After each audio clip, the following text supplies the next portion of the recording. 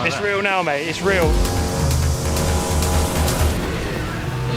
Right, so join us back at Black Falcon. We've just shaken this car down. It is super well. If you haven't seen that video, it's there'll be a card up here or down there or something. And now we've got to go do the bit that requires a brain. We're going to go over to start our Nordschleife permit. Now, if you guys don't know, the Nordschleife is kind of unique in this because it's the only circuit in the world where you require a separate license to come and race it because it's so long, it's so complex, like a million marshal posts, different sets of rules. So we've done our sort of go away, I see you. This is the worst thing about having like, you know what, just, I'm getting there. Mate. Yeah, whatever, Broadbent. No! What is that? It's a rim protector when you stack the rim. But anyway, that's all the boring part. So we're going to go over now, do the rest of this theory, and then tomorrow, basically going to spend the entire day driving a circuit and learning about it. I'm actually looking forward to it. I was never very good in school. I was never a very good student, but I'm quite interested in this subject, so I'm going to apply myself. Ready to learn? Yeah. No, because I haven't heard of the high elves. No one's told me about them. So one of the big modules is High Elves history. You walk in, the guy's like, have you heard of the High? And you're like, yes, here's your permit straight away. So back at school, Steve. How you feeling, mate? Feels like 2009 all over again. I'm getting lots of flashbacks now. Not all good. I haven't sat an exam since A-level. This ain't gonna go well. Some cameras and so on. So that was easy enough. Just a bit of a recap really of the stuff we learned online. We now have about an hour until we hop into the party bus here and go for a bit of a track walk. Put your stuff in here once you bring it. Yeah. So cool. So this is amazing. This is the Black Falcon Lounge, which is well, I'll show you where it sits in a minute, but it is so cool in here. This is like where we get to come sort of when we're not driving the car or in between race or in between sessions. I mean, this is the view. Look how cool this is.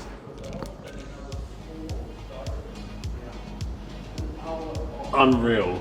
There's like the start finish line there. Oh my god. Down here, oh look how cool you can sit up here and like, oh look at this.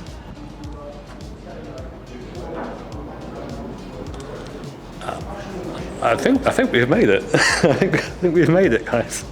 Also, this is the truck for Black Falcon. I don't know, mate. I don't think it's high quality enough for us, really, mate. Well, you know. As YouTubers, you know. I wanted at least a 3-story truck. I was hoping for like a Fortnite station. We need a Red Bull energy station. Yeah, exactly. Red Bull, mate. Stop being losers and just give us an energy station. No, this is awesome. It is. Look at it, like, oh, it's so crazy. So we had like a simulator truck for Praga, but this is next level. This is mad. We've got our own truck, mate. I'll film all this tomorrow. Yeah. All right, welcome. Now we are on the Nordschleife, on the Göttinger Höhe, and Connie is running through the gears. Hi, Judd. I don't know who you are, but you've got a little bird there. Cute little bird. Work you have to do behind the wheel. So, Metzgersfeld is a super fast left hander. So it really doesn't come across on camera, but like the elevation from here down to here is insane. Lots of camber to the inside as well. You sort of feel that a bit in the sim, but here it's mad. How fast can we send this bus through the carousel? Let's find out. Yeah, this is the thing with like a lot of the corners here and with camera footage. It's kind of like right now I'm trying to stand up straight. You can see like I'm sort of sliding down to one side. It's super mad here. I've been through it before and it's never seen this crazy. But yeah, it's just kind of you get a proper appreciation whenever you walk a circuit. That's like my biggest. If I was to give any advice from someone who's come from sim to real life, it's to walk the circuit or go to this like. Just see what the corners are actually like, because you actually get a proper idea for the camber, and then you stick that in your brain, you store it there, and then you, yeah, you're faster in the race car. So, yeah, what a mad place. There you go. There you go. Where do we stand? How do we stand?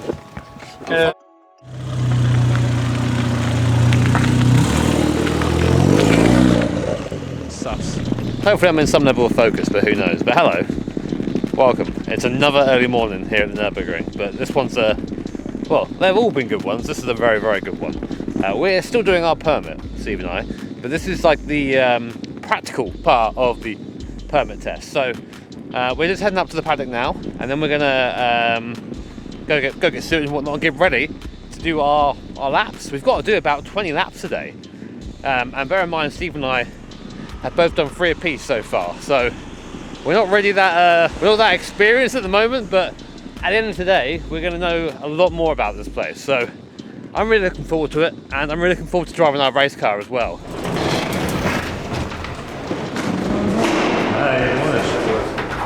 Star Wars. Oh, look at that! Everything. You should see. He's the whole thing. So it's pretty full on today, so I'm not sure how much chance I'm going to have to actually talk to the camera, but it's 7:15 now.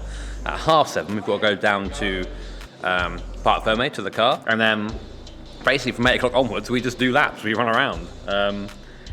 Yeah, I'm, to be honest, like, not really nervous or anything. It's more just like anticipation to get going, as it always is. Like the first session, for the first hour, we basically just have the track to ourselves, all us and the permit guys. So it's gonna be really nice, really chilled environment.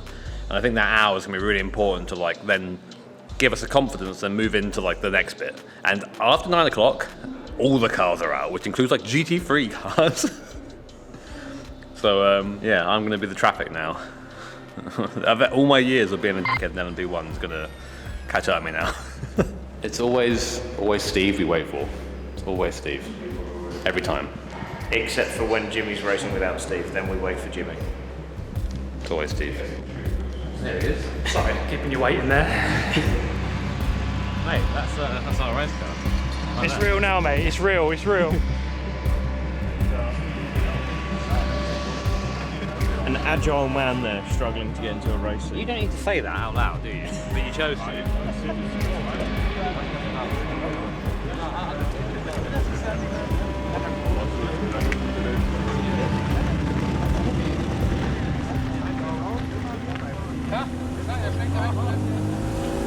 So after completing the mandatory laps following in the instructor, we get to this just amazing moment. Something that I never thought I'd ever get to or aspire to ever in my career as a sim racer or as a real life driver.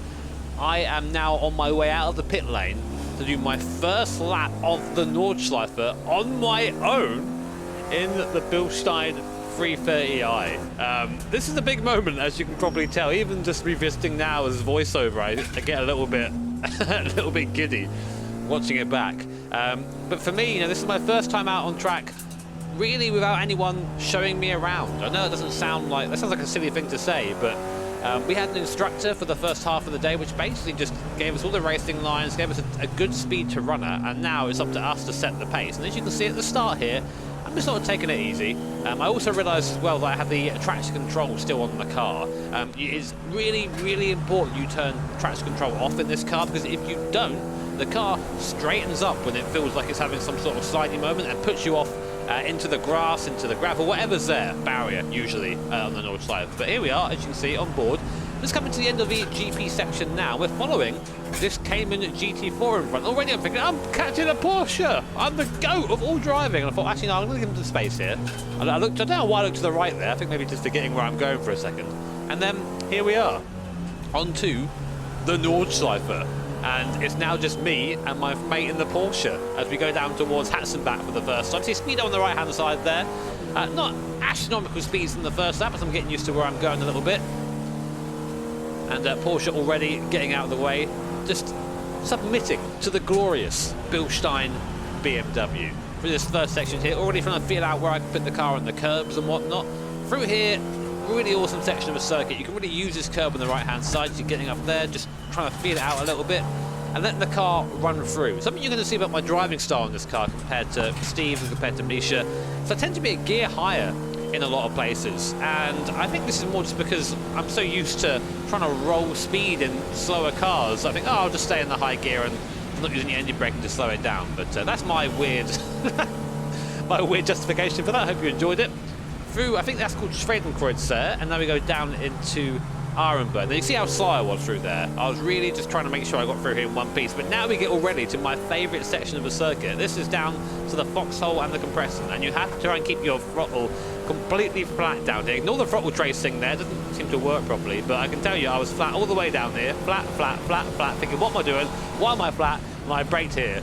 But 232 k's there, I think it's about 140 odd mile an hour down the hill, and from the onboard camera it doesn't look so bad, but in real life, let me tell you, oh my god, it's insane. It's insane. Driving by now, of course, the Rebel Tree. I gave it a little wave on my first couple of laps. I don't think I gave it a wave here. I was starting to concentrate on what I was doing for this section. You can see where I wouldn't say struggling, where I'm getting up to speed so far. I'd say in the slower stuff, I'm already quite close to where I want to be.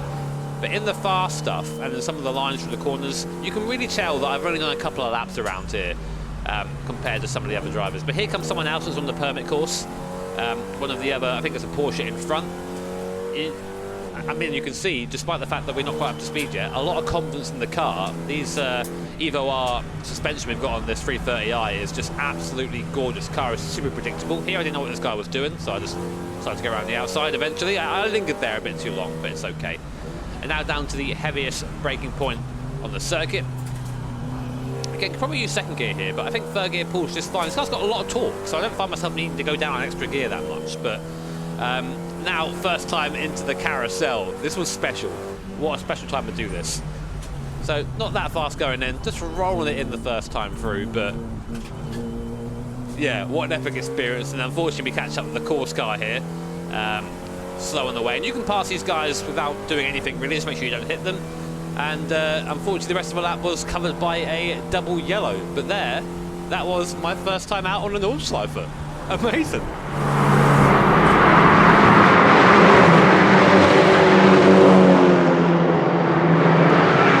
Just had my first 8 laps of the ring. Oh my god, in a race car it's completely different. It's so fast. It's fast, but the car is so easy and so predictable that you never feel like you're in any danger at all. It's just, don't get me wrong, this circuit is definitely going to bite you if you take the piss, but it feels like I'm at home. it feels good. Yeah. Anyway, now it's 8 laps with GT3s and whatnot everywhere. And I've got to admit, the first time a GT3 came up at me, I did not see it. It came up so quickly. So that's something I've got to get used to, definitely. But this is what this course is all about. What today's all about. It's one of the quieter days. There are a lot of cars out on the circuit still, but it isn't like there's a car every 10 meters. But this is going to be really invaluable, I think, for the first races coming up. But, oh mate. Rolling down, like coming onto the GP loop just there, and going onto the Nordschleife proper. It's every time you do it, it's a big grin on your face.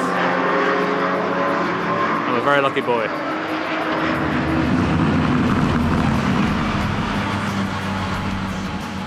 Right, so we're back down in the pit lane now. What a place to be inside the Black Falcon garage. You can see it there, not because of exposure.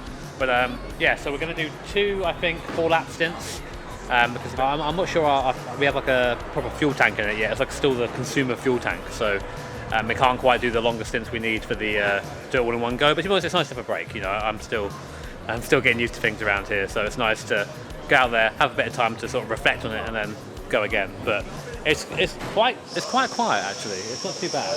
But I'm told this sort of day is not usual here, so need to make the most of it while I can.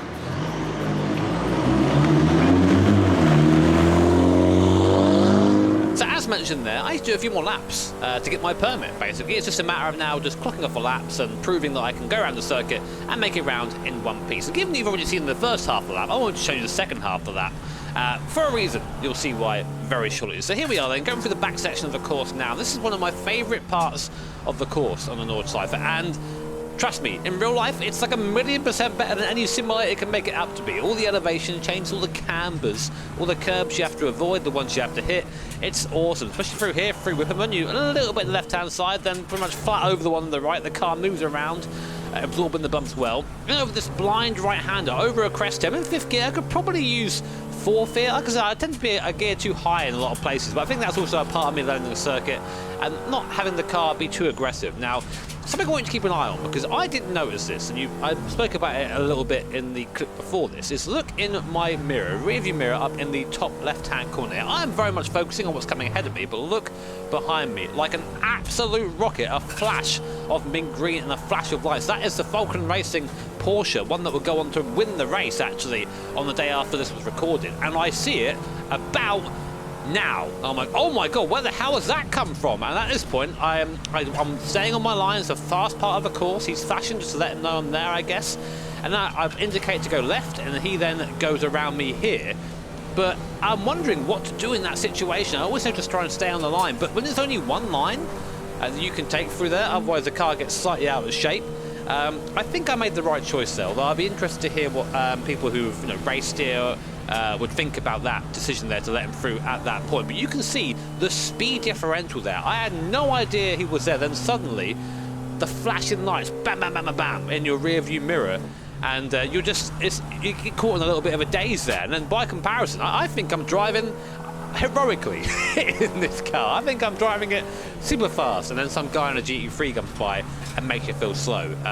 For me, those guys are the real insane people. But now we come on to the place where you get a little bit of a break. Long right-hander. It feels like it goes on forever. And now we get onto the Dottinger Höhe. Now, I'm not sure if my pronunciation is great for that. Germans, please tell me again if I'm awful. You always do. I love you for it. And down the back straight, you get a chance to, chill out and rest. And you can see on the right-hand side the speedometer getting up to 230 k's, about 245 k's or so, I think is what we touched on the downhill underneath the Bilstein bridge. And I got to tell you, it filled me with all kinds of pride driving the Bilstein car underneath the Bilstein bridge here and thinking, yeah, that's us up there on that banner. It felt very special indeed. Then you can't think about that too long as you dive back downhill now into the compression. 247 k's there at the peak. I'd probably keep it flat through here, but again, I'm just at a point where I don't want to write off the car. I'm getting up to speed slowly and using this curb on the right there to turn the car in. Again, not as fast as it could be, but you can see where the speed is, and you can see it sort of increasing as time goes on. Now, very quickly, I actually show this little hand signal here to the mechanic on the pit wall, sort of a way, there it is, to say that we're having a few problems with the differential cooling, and I'm going to have to come in on the next lap to get it sorted out.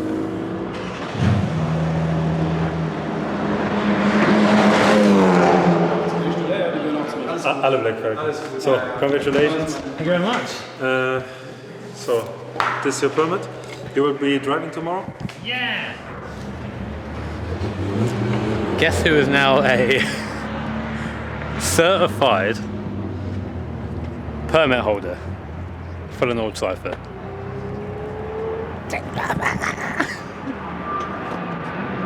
Yes, boys.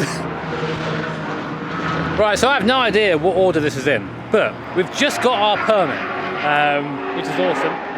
Bilstein car's coming down. Super happy to have that. It feels like a massive life goal ticked off. So just trying to process that a bit at the moment. But now we go straight into our first official test.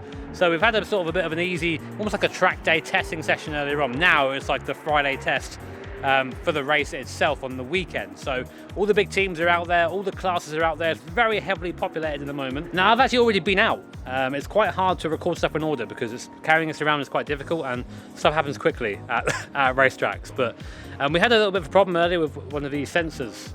We had a differential sensor, I think it was just not quite calibrated properly, which means it was showing quite a high temperature in the car.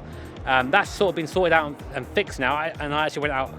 I don't know. My brain's a bit fried, honestly, guys. I'm usually quite good at this influencer thing, but it's been a crazy couple of days, and yeah, to do this and also try and video it at the same time is a substantial challenge. Yeah, you thirsty, mate? You can do a deep fried bounty. I'm really looking forward to that first meal. So as you can see, the differential's still getting pretty warm. We thought it was just something weird with the cooler. Maybe the fan wasn't coming on, but it seems to be persistent, whatever it is. So the guys at Black Falcon now are doing what they do best and trying to diagnose what's going wrong. Misha had, I think, one lap in the car. How do you find it? It's about quality, not quantity. Yeah, so, yeah. Dude, it was amazing. to be honest, well, aside from the diff cooling issue, but the way the car feels and brakes and turns in, and like, okay, I think we can go flat through Flanskaren while braking after the jump, obviously, and Schwedenkreuz, it makes me only more frustrated the fact that we cannot drive, because knowing how good the car is, like, I really want to get in, but the guys will get it fixed, and we'll have plenty of opportunities more so, but yeah. Congratulations on your reign champion, master of disaster, James. He ruined it! But yeah, so I'm not really sure what comes next. If it's not repairable, I think Steve's going to get some laps in the car. He's still not driven this car around here yet. I'm doing one more. You're doing one more? I'm doing one more, because we have our camera team. Camera team at Flanskaren jump for slow motion jump. Oh really? So insert slow-mo clip here. He didn't give it to me. So if you didn't hear, basically it was a pump for the cooler for the diff that had broken, which is why it was getting so warm. It wasn't getting any cooling at all. So that's now being changed. Why would you have one of those even lying around? I don't even know. But that Falcon do, of course. So that's going to go back in the car. Misha's going to go back out, I think. I'm not sure I'll be driving again or not. I've driven this car a lot today. Unfortunately, not really at any sort of speed because of the issues with the differential there, the pump being broken. But you can't control component failure. It just happens in racing. But I'm glad I got to drive it somewhat in anger in the last session. But yeah, I mean, up to today I'd done 3 laps of this circuit. Today I've done 18. It's been a long day. You know, Steve said something earlier, which I always like to think back to. It's about, was it 3 or 4 years ago now? We were at Lidge. Yeah, I think it's 2019. 2019, doing Club 100s, and I stacked it immediately. It wasn't in the video, but like in the first practice session, like I immediately put it into like the gravel. Like, I had no idea what I was doing. And yet here we are, you know, 4 years later now, both international licenses, both with Nurburgring permits, racing the car, the Bilstein being run by Black Falcon. It's not bad, is it? Like, we've come a long way. It's been a long journey from being spun out and lid all those years ago, and then now we're sat here in the pit lane in the Nurburgring about to do some laps in our race car. It's pretty good. Miracles do happen, mate. Get in there, Lewis. Get in there.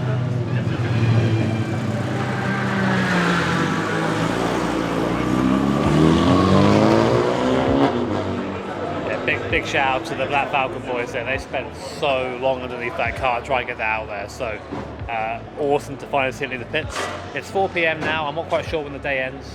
I think it's either 6 or 5:30, something like that. So Misha's going to do 3 laps. Steve's going to do a few laps, and I'll do a few laps, and that should be the day done. Hopefully the repairs will solve the problem. I'm sure it will. Say that again. That's a fucking fast car. Yeah. It's amazing. It's really good. I mean, I'm sure you guys know the Nurburgring by now. Like 2 kilometer sign in Hatzenbach, you can take it almost flat. I live just a bit, and then the car like jumps onto the what's it called, on the curb next to the grass, and it's like, okay. So by now the diff cooling is working, just not completely, because by the second lap around Kesselchen it was like 130 degrees. I'm like, okay, let's see what it does.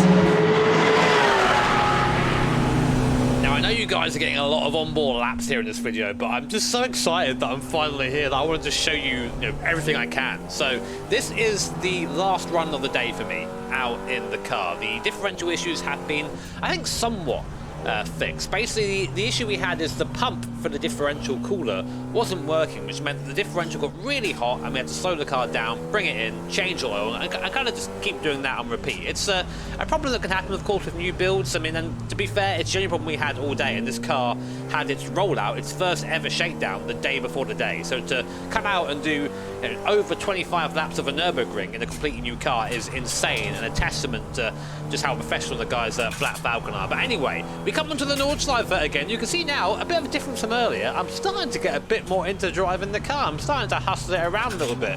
My driving style, I've come to realise, is one that is quite manic. And people tell me it's not fast, and I think maybe they're kind of right, but whilst I'm feeling out the grip of the car, I've got that sim racer driver style. I'm trying to find the grip in the wheel like you do with force feedback, but of course that's not how it works in real life. But it's still something that I need to try and train myself out of doing. But anyway, getting faster and faster, going for the bottom half of the course now. You can see in the mirror, we've got a faster car behind us. I think it's an M2 or like an M4 or something. I'm not quite sure of which BMW it is. My knowledge of Bimmers isn't great. Sorry, German enthusiasts. But over the curb here, and you can just see how much more confident I am at this point. Just really feeling like I'm able to put the car exactly where I want it. Now, I'm keeping an eye on the guy behind me, of course. See, he is a bit quicker, so I'm going to indicate out the way down here. Basically, the sort of rule on the Nurburgring is when you're getting out of someone's way, indicate the way you want to go, and just pull over to that side. You haven't got to let off, especially, just make sure they get through in one piece. But here, you can spot, just going up the hill, there is a double yellow, well, there is just a single, yellow flag, which basically means, of course, no overtaking. We can do the speed we want to do, whatever speed you want to do, but there's a hazard on course, and that hazard was this.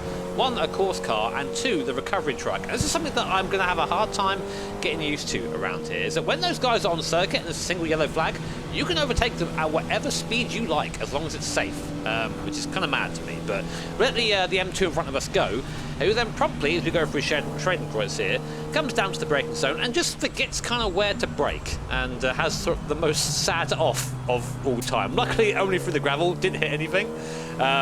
But yeah, it was kind of funny in the cockpit to see him sort of fall off the circuit. Anyway, now down to the foxhole once again, and now I'm feeling confident down here. You can see completely planted on the throttle. Ignore that throttle tracing. It doesn't seem to really mean anything from my experience.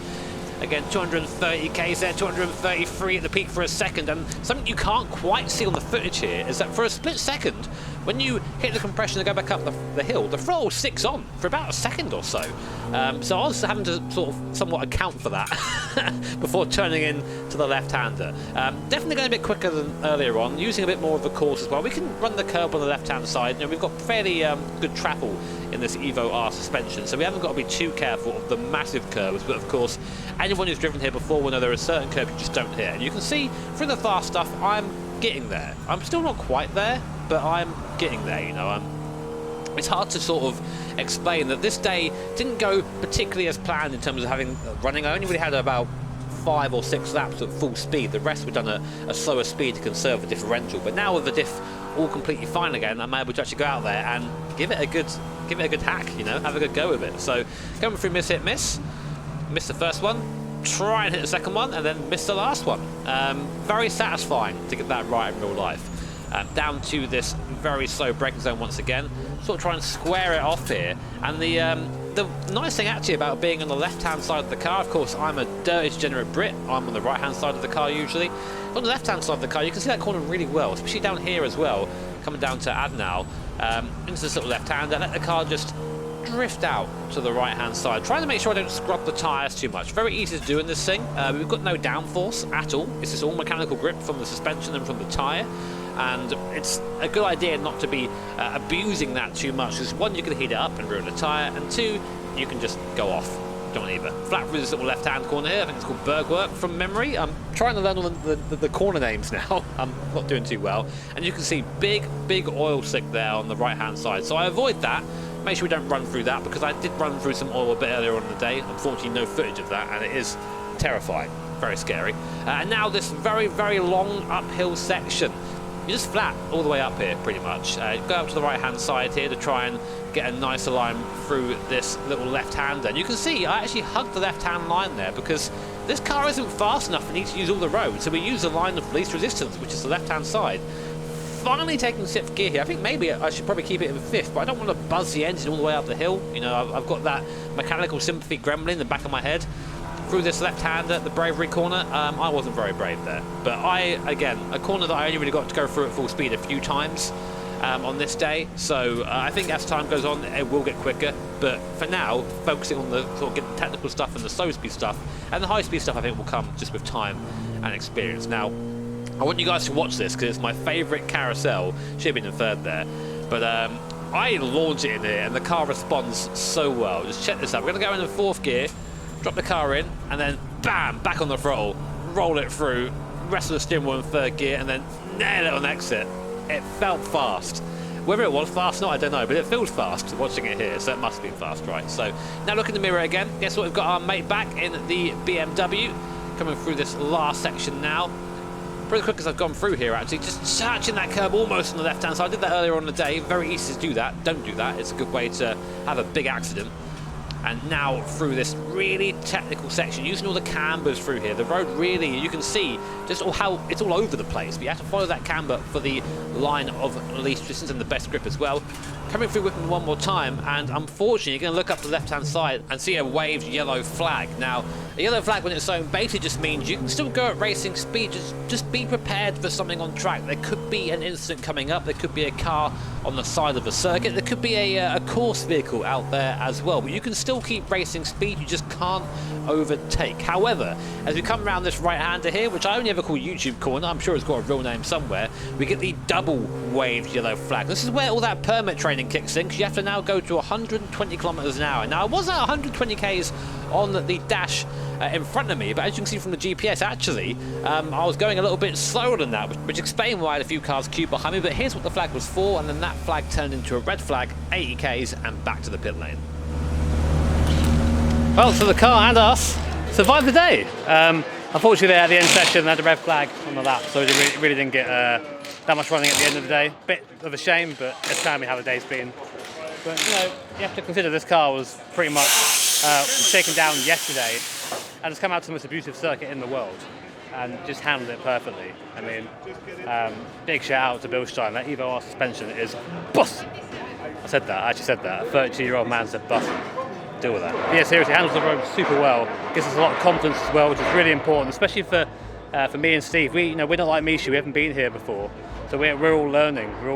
Every lap we go out there, it's something else for us to learn. So, also Black Falcon. You know, we had this really weird issue with the diff pump, and diff pumps are not something you tend to carry as a spare. But lo and behold, a man disappears into the garage, magically comes back with one, and the car sticks, and we're out there running as we should be. And again, for a car that was shaken down yesterday to only have a very odd, weird issue, one small one, is kind of outstanding. And I know that from having built a car recently. It's hard to get it right on the first try, very hard. But of course, we're not racing tomorrow, but we are back a bit later on in the year for our first proper race, myself, Steve, and me. Just make sure to subscribe if you want to see that. It's going to be an amazing journey we're going to go on here, and I'm glad you guys are coming along for the ride. So take care, have an awesome day. See you all next time.